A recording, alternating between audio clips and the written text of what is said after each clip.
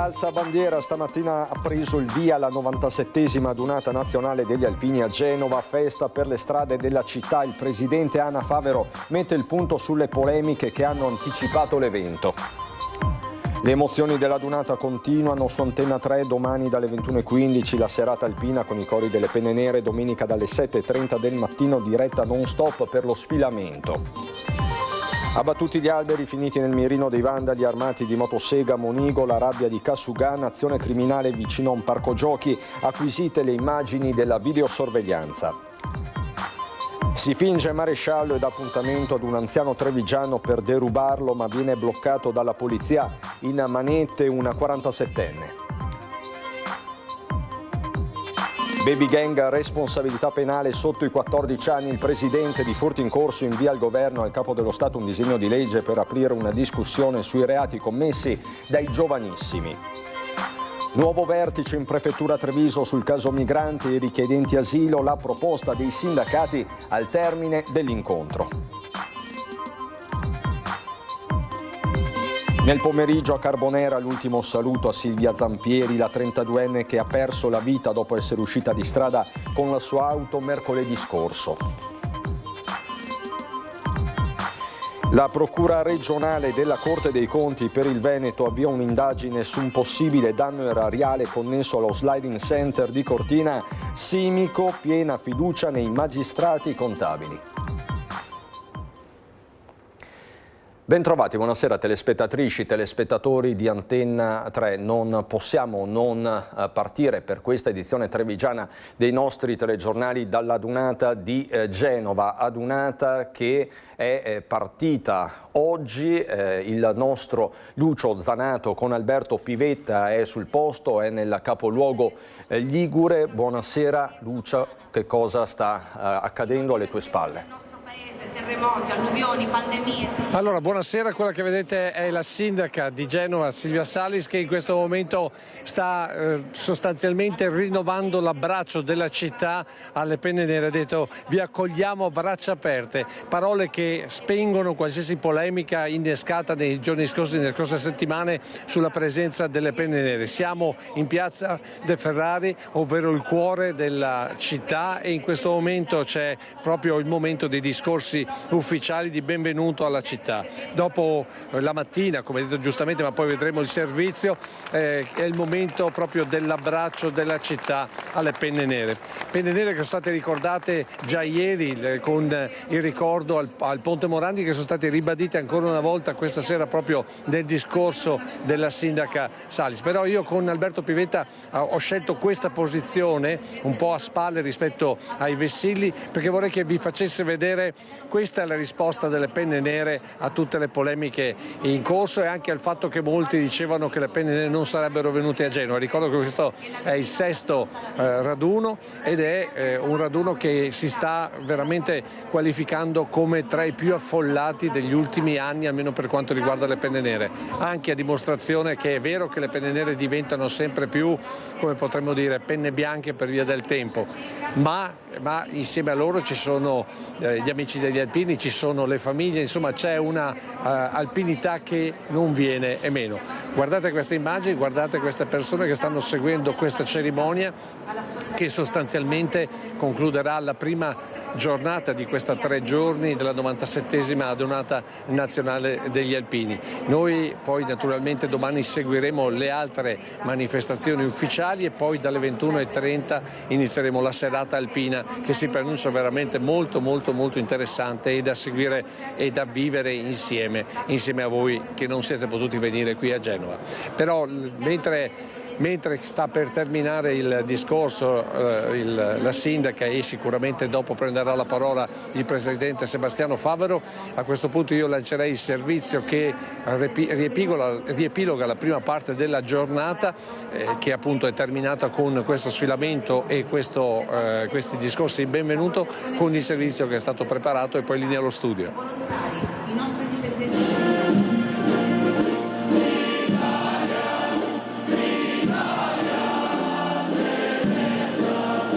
Sale il tricolore sul pennone di Piazza De Faveri, aprendo ufficialmente la 97esima adunata degli alpini, la sesta per Genova, l'ultima era stata nel 2001, una 3 giorni con 400.000 presenze stimate, decine di migliaia soltanto dal Veneto. Gli occhi dunque sono tutti puntati sul capoluogo ligure, dove da settimane infiammano tensioni e polemiche sulla presenza delle penne nere in città, tra volantini, manifesti e inviti al boicottaggio. Ci pensa la sindaca Silvia Salis nel suo intervento di saluto a gettare acqua sul fuoco. Care alpine e cari alpini, Genova vi dà il benvenuto.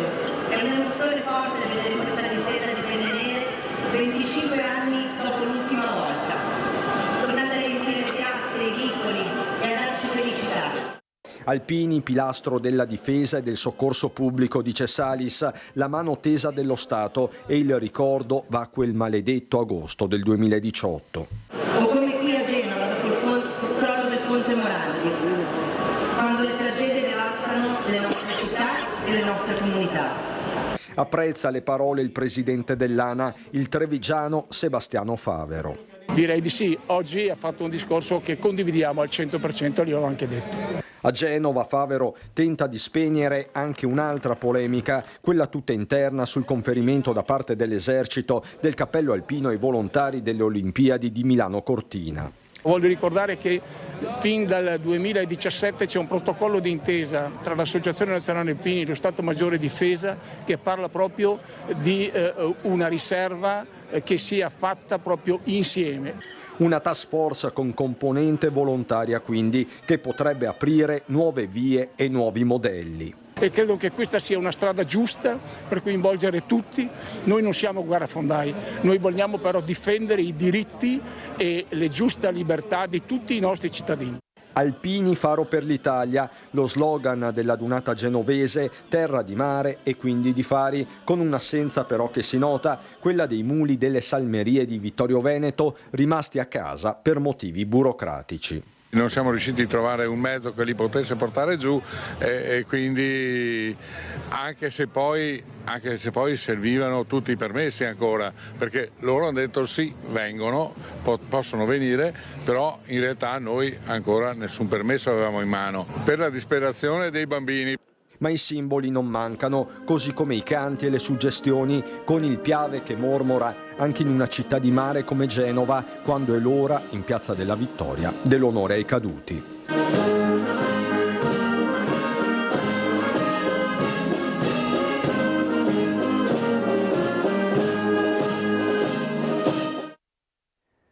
Come avete visto, le nostre troupe sono già a Genova, Lucio Zanato in testa per raccontarvi questo fine settimana alpino che è scandito appunto da degli appuntamenti imprescindibili anche per la nostra emittente. Domani sera alle 21:15 la serata alpina, vedremo la grande rassegna dei cori delle penne nere dal Teatro Carlo Felice e poi collegamenti dalle piazze, dal porto e dalla nave degli alpini con tutti i nostri inviati, non solo Lucio. E poi domenica dalle 7:30 per tutta la giornata la diretta non stop per raccontare il momento clou della dunata, lo sfilamento delle penne nere con i commenti e la possibilità di mandare come sempre i vostri messaggi da casa.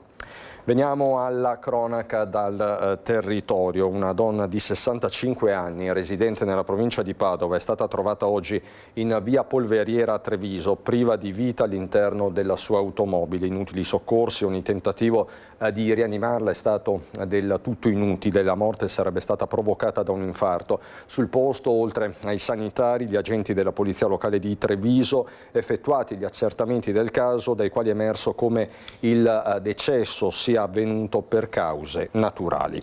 Incidente nel tardo pomeriggio in via Conti Agosti, invece a Mareno di Piave, dove si sono scontrati uno scooter e un'auto. Immediato l'allarme, sul posto gli operatori del SUEM 118. L'elisoccorso è rientrato a Treviso con un ferito molto grave che ha riportato una profonda ferita alla gamba. Sul posto la polizia locale del Coneglianese per i rilievi del caso e la regolazione del traffico. Si finge maresciallo e dà appuntamento ad un anziano trevigiano per derubarlo, ma viene bloccato dalla polizia in manette un 47enne. Il finto maresciallo gli aveva dato appuntamento chiamandolo al telefono, ma sotto casa dell'anziano, insieme al truffatore, c'erano anche gli investigatori della squadra mobile. Così mercoledì mattina a Treviso è finita con un arresto in flagranza l'ennesima truffa ai danni di un pensionato. In manetta è finito Ciro Febbraro, 47 anni, napoletano, già noto alle forze dell'ordine. Gli agenti lo tenevano d'occhio dall'alba dopo averlo individuato in un ostello di Padova. Pedinato fino alla stazione, l'uomo è salito su un treno diretto a Treviso e poi ha raggiunto in taxi via Cavalleggeri. Qui si è presentato alla porta di un anziano di 82 anni spacciandosi per il maresciallo Luca Molinari. La vittima, terrorizzata da una telefonata ricevuta poco prima su una presunta rapina e sull'auto coinvolta, gli ha consegnato 830 euro e 3 orologi di valore. Ma appena uscito dal condominio, il 47enne è stato bloccato dalla polizia in piazzale Duca d'Aosta. Nello zaino aveva ancora tutto il bottino, un Rolex Oyster Date Just, un Paul Picot e un Citizen, completi di scatole e certificati. Davanti al jeep, l'uomo si è avvalso della facoltà di non rispondere, limitandosi a chiedere scusa, aveva bisogno di soldi, ha detto. Per lui è stata confermata la custodia cautelare in carcere con l'accusa di truffa aggravata. Sono stati abbattuti gli alberi finiti nel mirino dei vandali. Le operazioni di messa in sicurezza sono scattate stamane in via Contarini a Monigo. Sul posto polizia locale e vice sindaco, l'assessore Alessandro Manera, che parla di azione criminale vicino a un parco giochi. È stato superato ogni limite. Queste le sue parole. Intanto si stanno acquisendo le immagini della videosorveglianza. Adesso faremo delle indagini, stiamo vagliando, la polizia locale sta a varie tracce su questo, però è una vergogna che delle persone facciano questo, delle piante sane.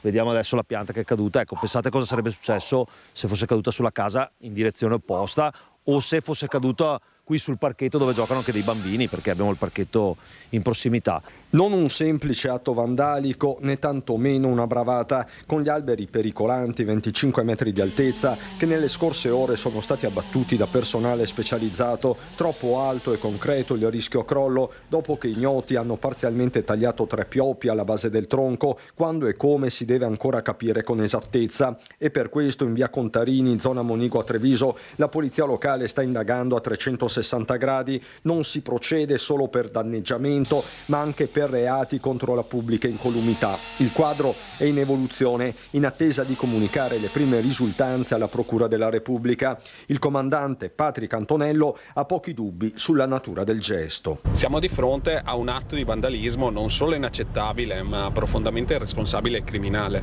Chi ha agito lo ha fatto con la chiara intenzione di abbattere danneggiare quindi le piante senza curarsi minimamente del gravissimo pericolo di crollo generato che avrebbe potuto anche coinvolgere ignari cittadini. Per questo si sentiranno i residenti e si prenderà visione delle telecamere di videosorveglianza, anche quelle private. Qualcuno potrebbe aver visto o sentito qualcosa. Per vandalizzare gli alberi sicuramente è stata usata una motosega a scoppio, un'operazione non indolore né silenziosa. Chi ha fatto questo dovrà pagare. Qui stiamo parlando di qualcuno che ha scherzato col fuoco e non doveva farlo.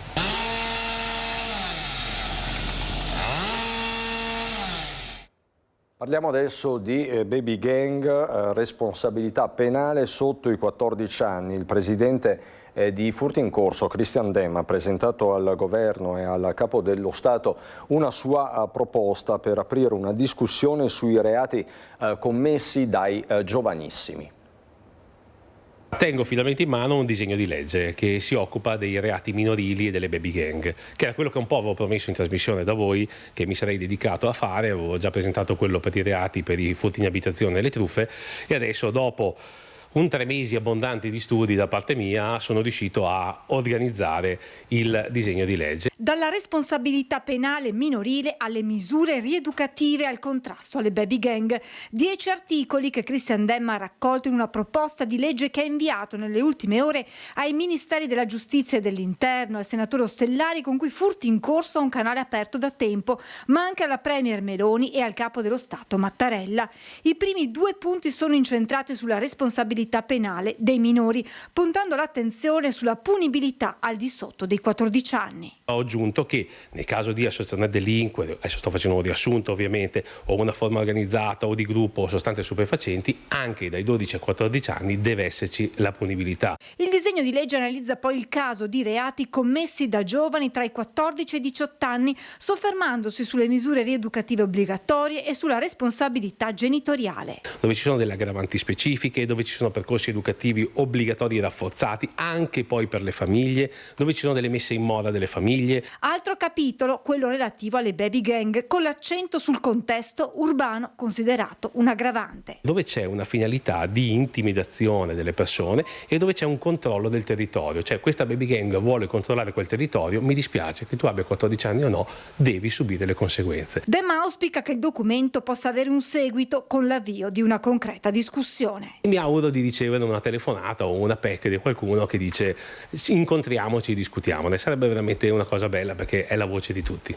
Lei ha deciso di consegnarlo anche a noi questo testo? Sì, ufficialmente lo consegno a voi con tutta la relazione illustrativa in maniera che poi potete magari farlo vedere nelle slide o anche se qualcuno dei vostri telespettatori lo vuole vedere potete girarglielo senza problemi. L'ultimo episodio è stata una violenta rissa tra pregiudicati con diversi feriti. Per questo la Questura di Treviso ha chiuso per una settimana un locale molto noto di Susegana dove erano già avvenute risse e aggressioni in precedenza. Il cartello sul cancello dice riapriamo venerdì 15 maggio. Quello sulla porta d'ingresso è per forza di cose più preciso, locale chiuso per ordine del questore di Treviso. La licenza della Stapas di via Conegliano a Susegana è stata sospesa per 7 giorni per motivi di ordine pubblico e sicurezza collettiva sulla base di quella che secondo la questura è una situazione di accertata pericolosità sociale. L'episodio più grave risale alla notte del 12 aprile con lo scoppio di una violenta rissa a colpi di bastone tra due opposte fazioni di circa una decina di persone, tra cui diverse in stato di ubriachezza. Buona parte degli identificati dalla polizia, tra l'altro, aveva precedenti per stupefacenti e reati contro la persona e il patrimonio. Al termine dello scontro, vistose ferite e traumi vari hanno fatto sì che per diversi partecipanti la serata si concludesse al pronto soccorso dell'ospedale di Conegliano. Nella foga della rissa erano state danneggiate anche alcune automobili parcheggiate all'esterno del locale. La questura segnala nello stesso locale altre risse e aggressioni con ferite dalle prognosi che vanno dai 3 ai 10 giorni. Alla fine è arrivata quindi la chiusura per una settimana che non vuole sanzionare il locale, dice la questura, ma interrompere una situazione di pericolo per la sicurezza pubblica. Il nodo migranti, nuovo vertice in prefettura. Vediamo com'è andata. C'è stata solo fondamentalmente una discussione conoscitiva, io credo faranno tutta una serie di altri incontri, poi capiremo qual è la prassi per muoversi. Ad oggi parlare di costituire uno sportello gestito da X è abbastanza improponibile, insomma. I temi e i problemi sono noti sui tavoli da tempo, il lavoro, i documenti in regola e una casa per poter vivere, ma le soluzioni sono ancora lontane. Al vertice in prefettura non erano presenti né il prefetto né il sindaco né le associazioni datoriali e per i sindacati l'unità di intenti è l'unica strada possibile per dare risposte strutturali. Dobbiamo fare in modo che tutti i soggetti interessati si siedano attorno a un tavolo. Serve l'apporto forte del sindacato, che siamo pronti a fare la nostra parte, servono le controparti datoriali, servono naturalmente anche le varie associazioni, serve la Camera di Commercio, servono le varie istituzioni, perché tutti attorno a un tavolo possiamo risolvere questo problema e creare quindi questa cultura dell'abitare, questa fiducia verso il prossimo. Se faremo questo, e l'abbiamo espresso con forza oggi in prefettura, quello di continuare con questi tavoli a cui devono partecipare tutti. L'idea è creare un consorzio pubblico-privato super partes con fondi di garanzia che affronti il tema dell'abitare, che non riguarda ormai solo gli stranieri ma anche gli italiani che non ce la fanno, mentre le associazioni di terzo settore potrebbero farsi carico della cultura dell'abitare che spesso manca ai giovani migranti. Serve dal punto di vista culturale ricostruire la fiducia nella nostra provincia, ma dopodiché provare a costituire dei fondi, delle delle associazioni che diano delle garanzie non solo dal punto di vista economico a chi vuole affittare il locale, ma delle garanzie dal punto di vista strutturale, di cultura dell'abitare per chi ci abita, in modo da agevolare proprio questo incrocio tra domande e offerte, in modo che il privato abbia la possibilità di rivolgersi non direttamente magari al lavoratore straniero, ma a questa associazione, a questo fondo. Nel frattempo si raccolgono ancora informazioni su esperienze di integrazione fatte nel passato in piccoli comuni come Tarso o altre realtà per tentare una risposta unitaria. Affittavano immobili e poi venivano dati ai lavoratori di uso forestiero, quindi c'era una struttura ben consolidata delle iniziative che ci sono. Oggi abbiamo anche allo stato attuale altri piccoli soggetti, alcune iniziative del terzo settore che comunque stanno venendo incontro, però sono tutte iniziative frammentate, piccole, e noi quindi riteniamo che sia necessaria una mappatura anche per trovare soluzioni e per avere esperienze su cui poter lavorare. La cronaca sindacale, presidio davanti al PAM di Villorba. Oggi come Filcams CGIL Treviso siamo qui fuori dal punto vendita PAM Panorama di Villorba a fianco dei lavoratori e delle lavoratrici della società SAP che fino al 30 di aprile di quest'anno aveva in gestione il mantenimento dell'appalto di caricamento della scaffalatura all'interno del punto vendita. Questi lavoratori, 11 in totale, sono stati trasferiti dall'oggi al domani dal punto vendita di Villorba alla provincia di Como. Un trasferimento collettivo del tutto illegittimo che in realtà maschera un licenziamento collettivo, perché è evidente che nessuno di loro possa prendere servizio dall'oggi al domani in una provincia diversa da questa e in un punto vendita diverso da questo. 11 tra lavoratrici e lavoratori con contratti sia a tempo indeterminato che determinato sono stati improvvisamente esclusi dal posto di lavoro senza preavviso e senza alcun confronto e trasferiti a Como. Una situazione che la Filcams CGIL di Treviso giudica grave e inaccettabile, simbolo di una gestione degli appalti che scarica i costi sui lavoratori e alimenta precarietà e disuguaglianza. Lavoratori che saranno sostituiti con personale interinale e che per questo chiama in causa anche PAM Panorama, ovvero il committente.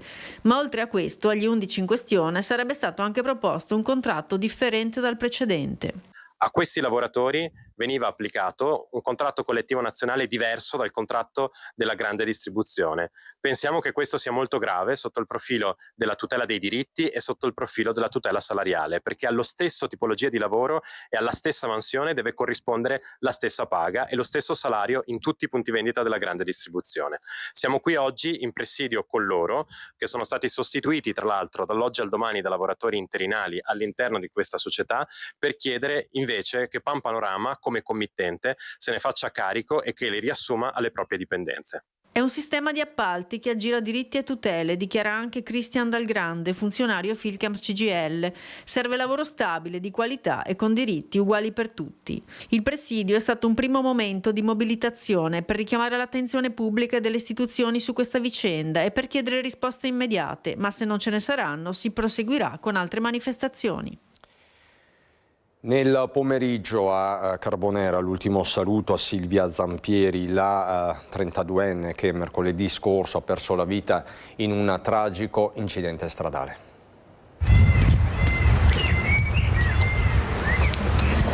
Un silenzio colmo di dolore avvolge la chiesa di Carbonera quando sul sagrato arriva il feretro di Silvia. Ci sono mamma Paola e papà Roberto, il compagno Fabrizio, i familiari, gli amici, i colleghi della cooperativa alternativa, i ragazzi che seguiva qui come alla casa Le Nuvole. Sono le parole di una collega del coro Vox Nova di cui Silvia faceva parte ad aprire la cerimonia funebre. Ricordi, aneddoti, momenti trascorsi insieme che tornano ora alla mente con il loro carico di emozione. Poter percorrere un tratto di strada insieme a te. Abbiamo percorso tanti viaggi verso i nostri obiettivi e i nostri sogni, cresciuti insieme, stringendo un legame sempre più profondo e rigoglioso. E poi quella passione per il canto, nella musica, ti sentivi accolta. La tua voce ci ha accompagnato nei momenti più semplici, quotidiani, quando eri sopra il pensiero, così come nelle prove e nei momenti compliqué che costano, sempre con l'immancabile accessorio allo studio. Per non parlare poi di karaoke a squarciagola sulle colonne sonore di musical. musica, sì, ma anche i giochi di ruolo, interpretando personaggi diversi, solari, forti, divertenti, quelli tratti che facevano parte del suo carattere. Ci ha insegnato che la vita può avere momenti difficili, che vanno affrontati passo dopo passo, che le cose belle non sono sempre facili, ma vanno coltivate. Ci ha insegnato così, con il tuo esempio, a cambiare prospettiva. E non solo. Ci hai mostrato come vedere il bicchiere mezzo pieno, anche quando non potevamo fare a meno di vedere mezzo vuoto. Talora rassicurandoci e dicendo: prenditi il tuo tempo, io sono qui. Avevi un dono, entrare nelle persone calibrando tempi e modi senza squalificare nessuno, dando il giusto peso alle parole, la voglia di accogliere, di tendere una mano, di esserci sempre. Silvietta, anche in questo momento sei tu a dare conforto a loro. Ti ringraziamo per la tua luce. L'insegnamento di Silvia anche in questo ultimo viaggio rimarcato nelle parole di Don Luca Vialetto. La sua presenza poteva essere reale, ma le sue parole, i suoi insegnamenti, il suo stile, con il fatto forse quasi di stimolare chi l'ha conosciuta, chi l'ha amata, a partire appunto dalla sua famiglia, a trovare la strada per vivere questi giorni. Sono le voci degli amici del coro Vox Nova a salutare Silvia. E poi quelle carezze quando il feretro raggiunge il sagrato, gesti che dicono più di 1000 parole dell'amore che Silvia ha lasciato in chi ha avuto la fortuna di incrociare in momenti diversi la propria strada con la sua. Adesso per noi c'è la pubblicità, fra poco. Di nuovo in diretta per la politica, manca poco più di 2 settimane all'appuntamento con le elezioni comunali e tra i comuni al voto c'è Ponte di Piave. Questa sera si presenta Matteo Buso che si candida con la lista Vivi Ponte, capogruppo dell'attuale maggioranza in Consiglio Comunale. Buso si pone in continuità con i mandati della sindaca Paola Roma, diventata assessore regionale. Mi sono messo a disposizione per proseguire il lavoro che abbiamo fatto in questi anni, ma soprattutto proseguire il lavoro di Paola Roma che ha svolto egregiamente ed ora è in regione come assessore. È una candidatura a sindaco di Ponte di Piave in continuità con l'amministrazione di Paola Roma, quella di Matteo Buso, capogruppo dell'attuale maggioranza in Consiglio Comunale con delega a sport, ambiente e urbanistica. Noi intendiamo essere vicini alle famiglie con azioni mirate come abbiamo già portato in questi anni, portare avanti quelle che sono le azioni per il sociale, quindi per la nostra comunità, e poi in un punto trasversale andare sulla sicurezza con l'implementazione delle videosorveglianze accedendo a bandi che abbiamo portato a casa in questi anni e continuiamo a cedere per non pesare e non gravare sulla testa dei cittadini, ma soprattutto poi vogliamo continuare con delle manutenzioni programmate sul territorio nei percorsi pedonali e ciclopedonali e le nostre strutture di proprietà. Sostenuto dalla lista Vivi Ponte, Matteo Buso fa anche parte della rete di consiglieri locali dell'Unione Europea. Cresciuto a Nigrisia, ha 36 anni, è vigile del fuoco ed ex atleta agonista, appassionato di ciclismo. Politicamente, Buso rivendica i risultati ottenuti dall'amministrazione uscente e si candida anche per proseguire il lavoro impostato in questi anni. Dopo l'amministrazione in questi anni abbiamo fatto un grande lavoro nella ricerca di fondi, di bandi, come ho detto per non gravare, abbiamo ridotto il debito pubblico che avevamo per quanto riguarda una struttura, il palazzetto fatto in precedenza, quindi siamo riusciti ad amministrare senza aggravare e tenendo le casse in ordine. E come ogni venerdì sera vediamo che tempo ci attende per il weekend con il nostro generale Giancarlo Iannicelli. Temporaneamente la pressione sta aumentando e questo interromperà questa instabilità che ci ha accompagnato per qualche giorno, anche con qualche precipitazione. È solo temporanea in quanto è una alta pressione debole, livellata, quindi probabilmente già poi da domenica nella seconda parte e poi per lunedì e per tutta la settimana ci sarà di nuovo molta instabilità. Però più in dettaglio prevediamo per domani su Treviso, sul Trevigiano, cielo in prevalenza sereno, un po' di nuvolosità, naturalmente rimane un po' di instabilità, non ci sono non son previsti fenomeni. E per domenica stesso discorso per la prima parte, poi nella seconda parte ecco, è più evidente il cedimento dell'alta pressione e quindi i sistemi perturbati come vedete dalla carta si mantengono ora distanti da noi, cominceranno a penetrare, a far affluire aria umida e quindi avremo un peggioramento. Poi da lunedì ho detto ecco, il peggioramento sarà evidente, è possibile qualche precipitazione, ma tutta la settimana sarà all'insegna dell'instabilità. Sembra, dalle carte almeno disponibili, che ormai maggio per adesso insomma, non si vede un miglioramento, quindi maggio ci dovrebbe accompagnare per un lungo periodo di un tipo di tempo instabile, quindi con una variabilità, con precipitazioni e anche con temporali, alternati naturalmente a qualche rasserenamento. E intanto i venti sono deboli in direzione variabile e le temperature anche queste risentono di questa instabilità, infatti ancora per domani le minime 12-14 gradi, le massime 24-25 gradi, però ecco che da domenica e soprattutto la prossima settimana avremo di nuovo un repentino abbassamento, quindi le minime cresceranno pure, ma le massime non andranno probabilmente oltre i 20 gradi. L'alta adriatica è previsto poco mosso, localmente mosso. È tutto. Andiamo adesso a Belluno.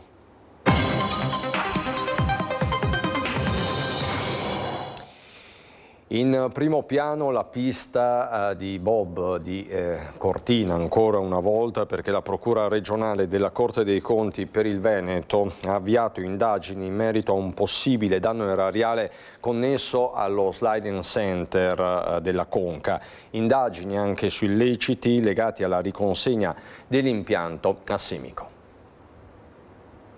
Avevamo anticipato tutto lo scorso 17 marzo, ora è ufficiale. La pista da bob di Cortina è finita sotto il radar della Corte dei Conti. La Procura regionale del Veneto ha aperto un fascicolo per possibile danno erariale legato allo sliding center realizzato per Milano Cortina 2026.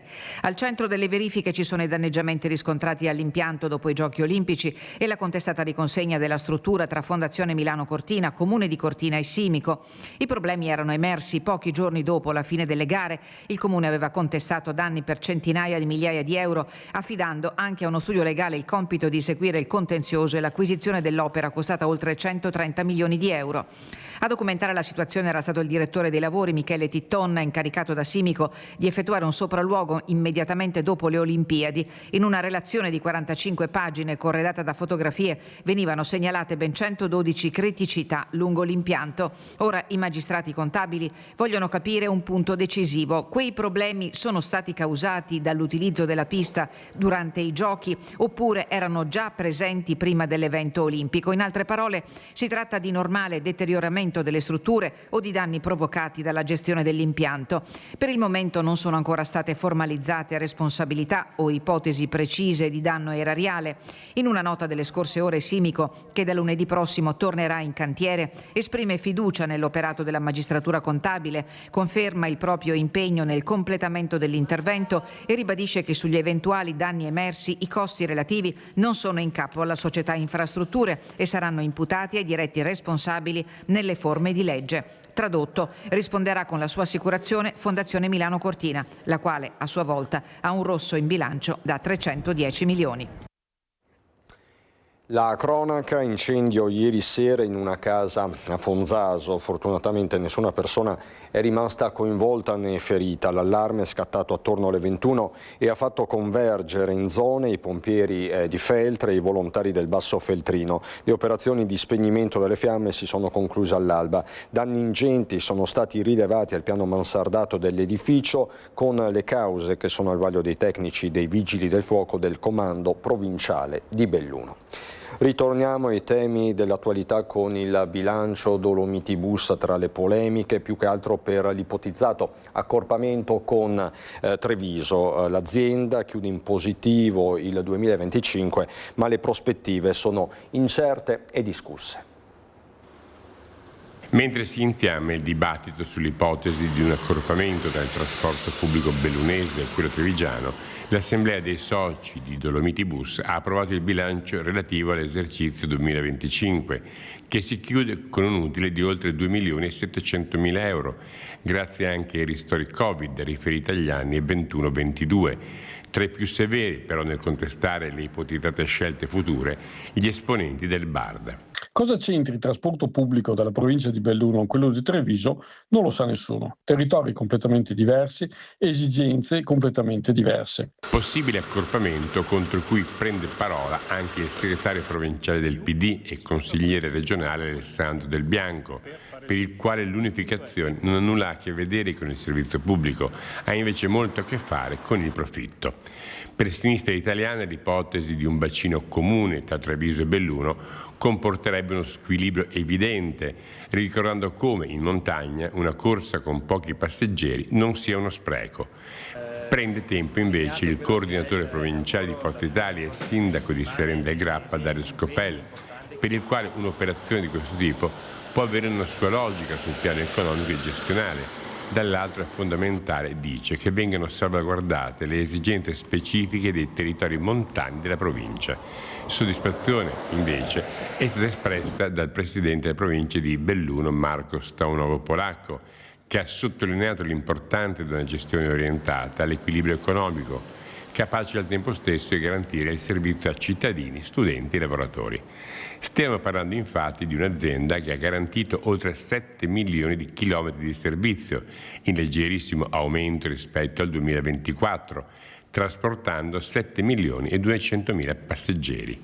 Ora la destinazione dei dividendi sarà gestita con l'obiettivo di mantenere un equilibrio tra sostenibilità economica e qualità dell'offerta. Negli ultimi mesi Dolomiti Bus ha inoltre portato avanti investimenti per 12 milioni di euro destinati al rinnovo del parco mezzi, vedi l'ingresso nella flotta di 23 autobus a basso e zero emissioni, impegno destinato a proseguire nel 2026 con l'impiego di altri 5 milioni e 200 mila euro. Un centinaio di bellunesi ieri sera in piazza per la pace a sostegno della Global Sumud Flotilla. Chi salva una vita salva il mondo intero, la massima del Talmud, spesso dimenticata e sovente utilizzata per celebrare i giusti tra le nazioni, cioè chi ha rischiato la propria vita per salvarne altre. Si forma in Piazza Duomo lettera dopo lettera. È la sera del presidio pacifico organizzato dalla Rete Bellunese per la Pace per sostenere l'attività della Global Sumud Flotilla.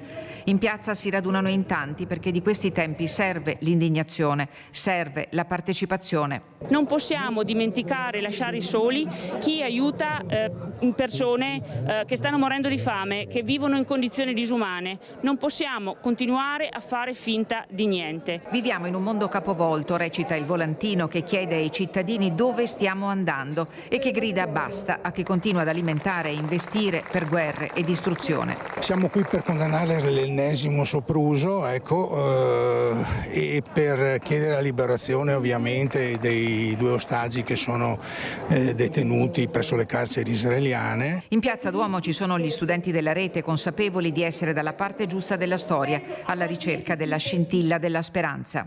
Come possiamo noi giovani avere speranza se in questo momento storico diventa normale che uno Stato rapisca delle persone, che siano o meno nel suo territorio, e che nessuno applichi delle conseguenze? È una mobilitazione che accomuna le piazze di tutto il mondo che sollecitano la liberazione di Tiago Avila e Saif Abu Sheikh, sequestrati in acque internazionali a bordo di una imbarcazione battente il nostro tricolore. A ricordare il senso della missione della flottiglia, le parole che Avila ha scritto alla piccola figlia Teresa. Oggi più di 1 milione di bambini stanno subendo un genocidio, vengono lasciati morire di fame, subiscono amputazioni senza anestesia e soffrono a causa di idee orribili e cariche di odio, pur non sapendo cosa siano il sionismo e l'imperialismo.